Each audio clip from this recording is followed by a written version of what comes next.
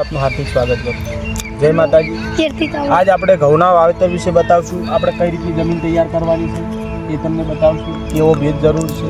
ઘઉંનું વાવેતર ઓલરેડી આપણે કાળી જમીનમાં જ કરતા હોઈએ છીએ, છતાંય આપણે ભેજનું પ્રમાણ અમુક જગ્યાએ વધારે પડતું હોય છે. ઓછા પ્રમાણના ભેજમાં ખેતી કરવામાં છે ને ઘઉં પૂરેપૂરો ઉગી જતો હોય છે, દોણાનો બગાડ પણ નહીં થતો હોતો અને પરફેક્ટલી ઉગતો હોય છે.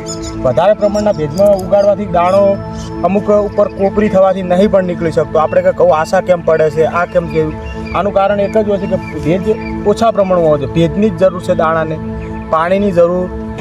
આજે આપણે ઘઉંની ખેતી બતાવીએ. ઘઉંની ખેતી પિયતનું કામકાજ ચાલુ છે.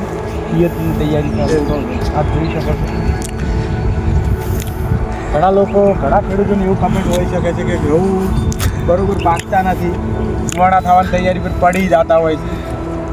ખેડૂત એવું જ કહેતા હોય છે, પણ ચારા તૈયાર કરેલા હોય એકાદ પોણી પહેલાં અને પછી ઘઉંમાં દોણો થવાની તૈયારી થાય એટલે બીજું પાણી આપી દો તો ઘઉં પરફેક્ટ પાકી જતા હોય છે.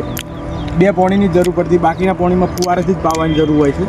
વધારે પાણીની જરૂર હોતી નથી.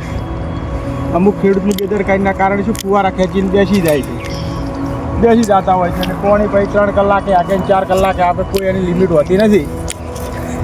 અને પછી અમુક ટાઈમે દોણા બરાબર થઈ જાય અને પછી એકાદ પવનનો ઝોકો આવે એટલે ઘઉં બધા પડી જતા હોય છે. એમાં દોણો બનતો નથી હોતો.